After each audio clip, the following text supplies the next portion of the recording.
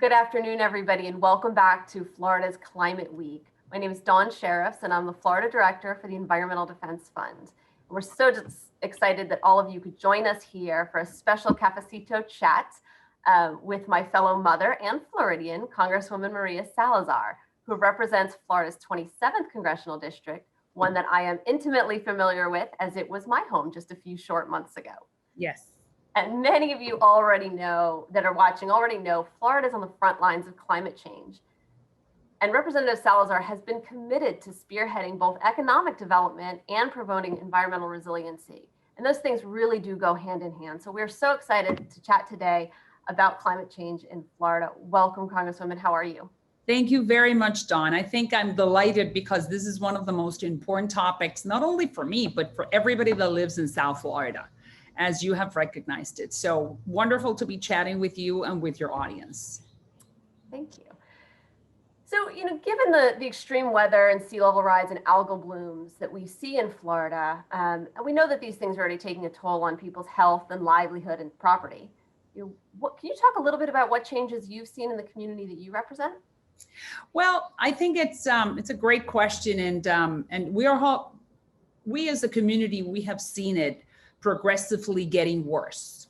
And I was talking to my staff, and they were telling me that according to Science magazine, Miami is the most vulnerable city in the world, the city that I represent in Congress, because it has the most valuable assets or economic assets at risk.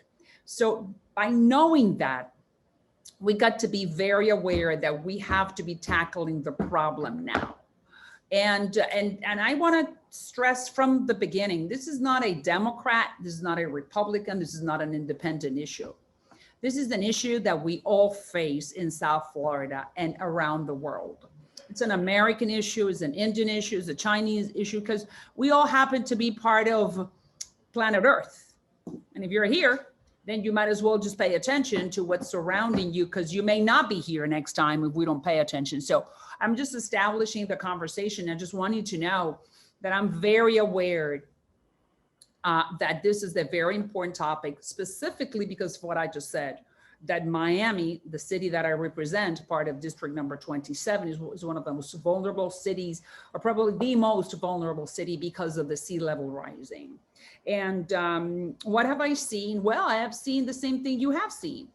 Sea level rising, the king tides, the red algae, the blue algae, the green algae, all these algae that are just not very good. The flooding, the hurricanes, more flooding, having to do some mitigation, but mitigation is not an answer to the problem. We can mitigate, but we got to find the solution, and we all have to do it in concert.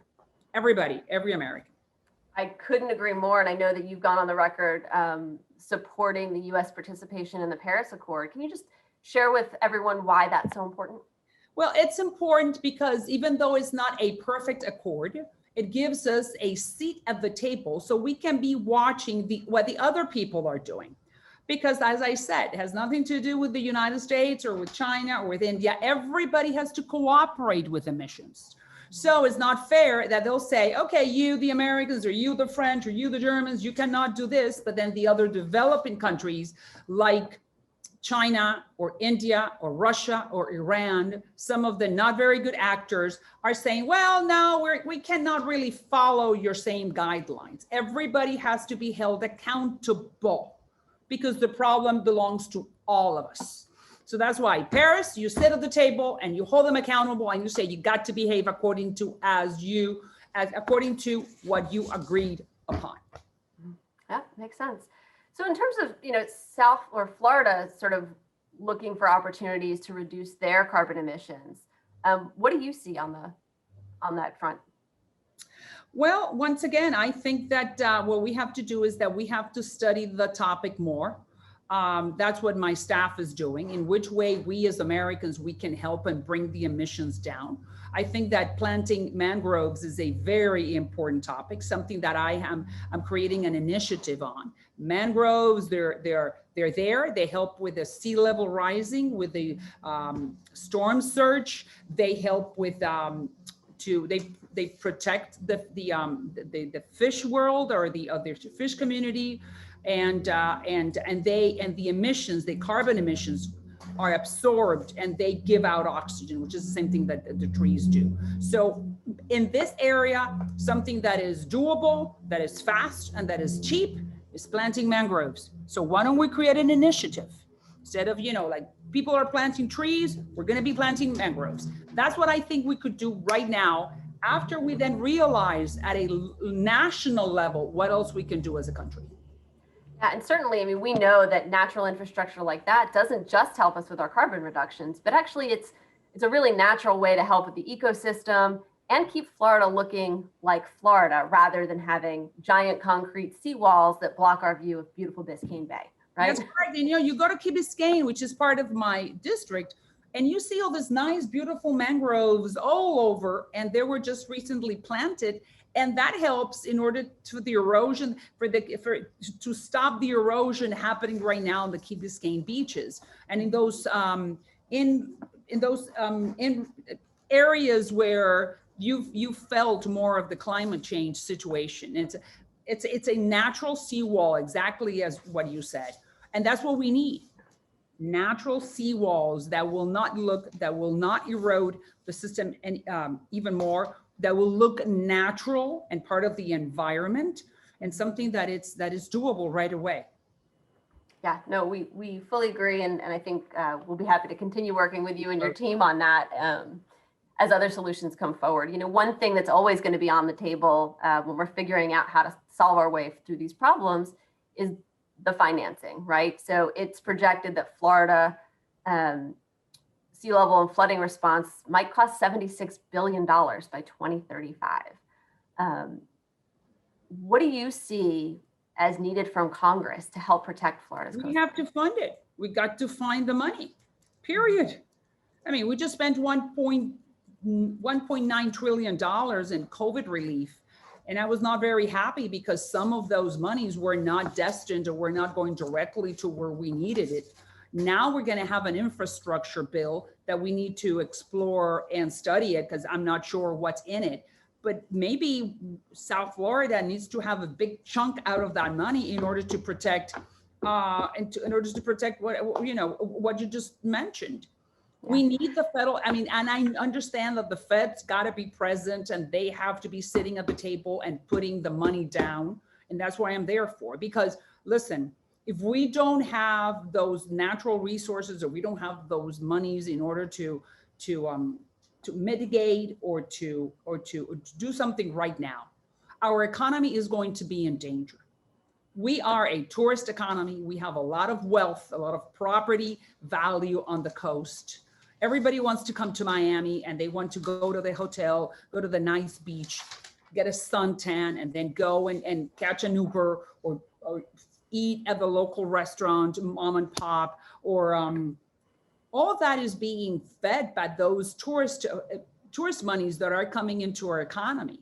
So that's why we have to preserve what we have. That's our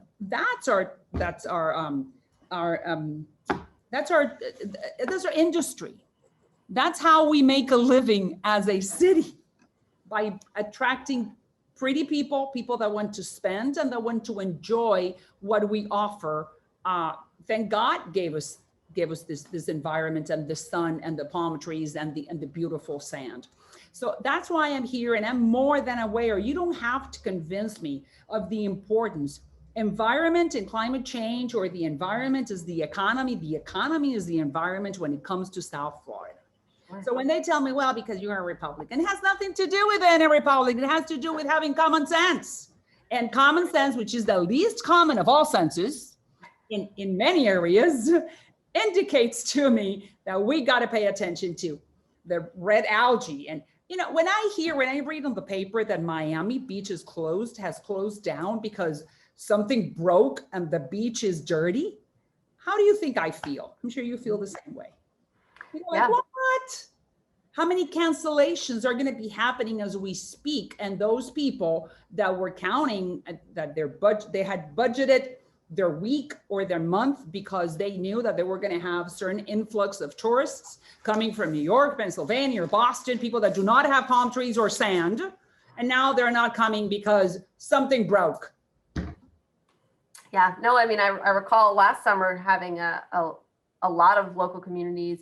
Florida's got 1,400 miles of coastline, and all the beaches were really experiencing heavy sargassum, which is linked to climate change. And here, it was different than our normal shutdowns when a hurricane is coming, or things of that nature. This was a little bit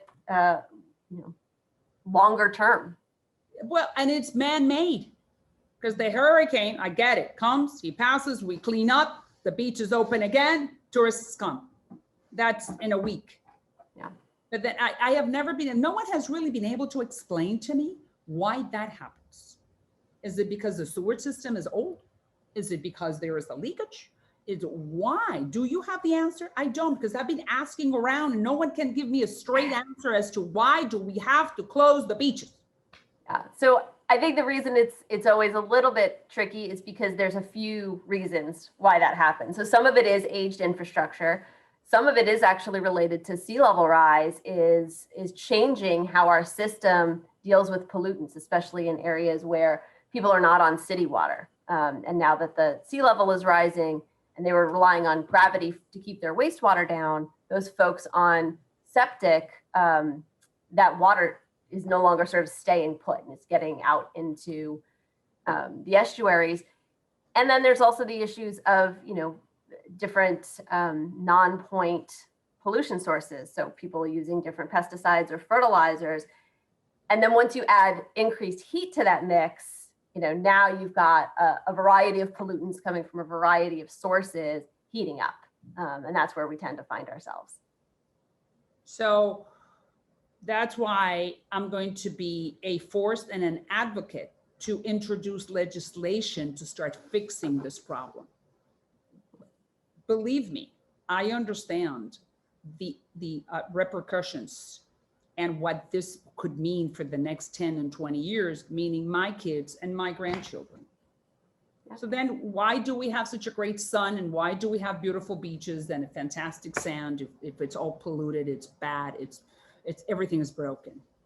It serves, there's no purpose then.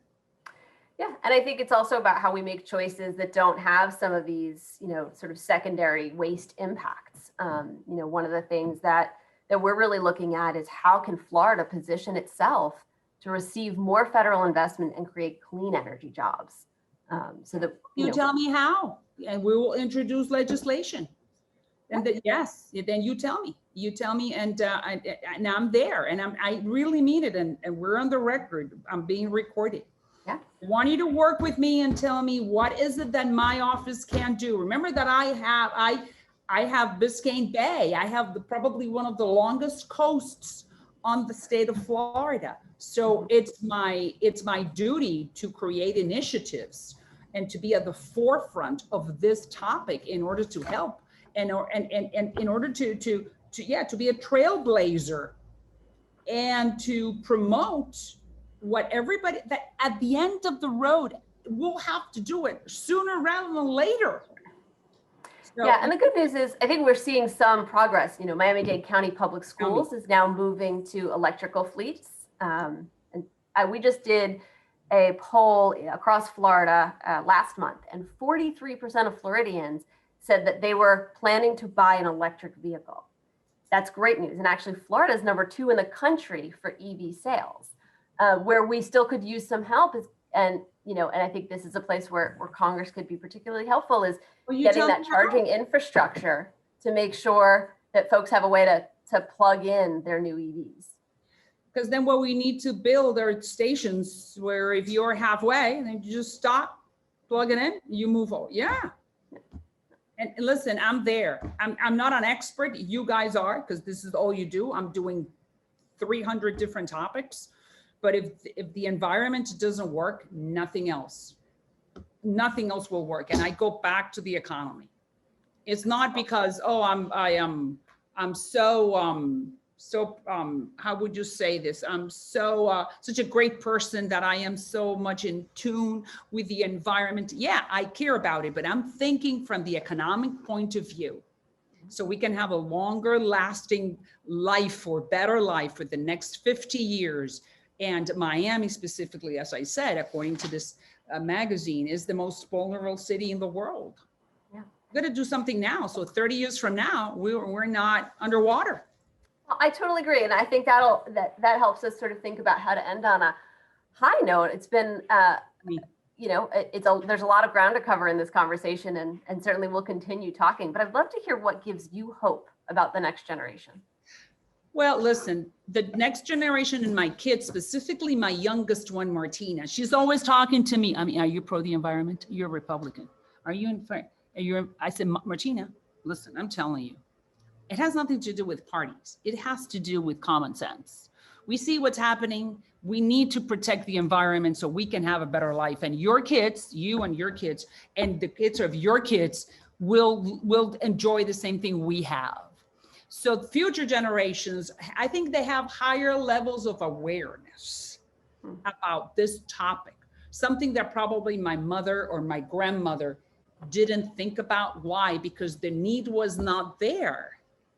Now I see that everybody is becoming more conscious that something is happening, and that we humans, we are the ones provoking the disaster. So in which way we humans can stop provoking it? It's very simple. It's just political willingness. It's just wanting to work on the topic and work together in a bipartisanship fashion, which is what I want. Because, my district is very diverse. America is very diverse. So let's work together for a common goal. Well, I love that. And I thank you for your commitment to working both in a bipartisan manner. Martina is the one pushing me. She's 20.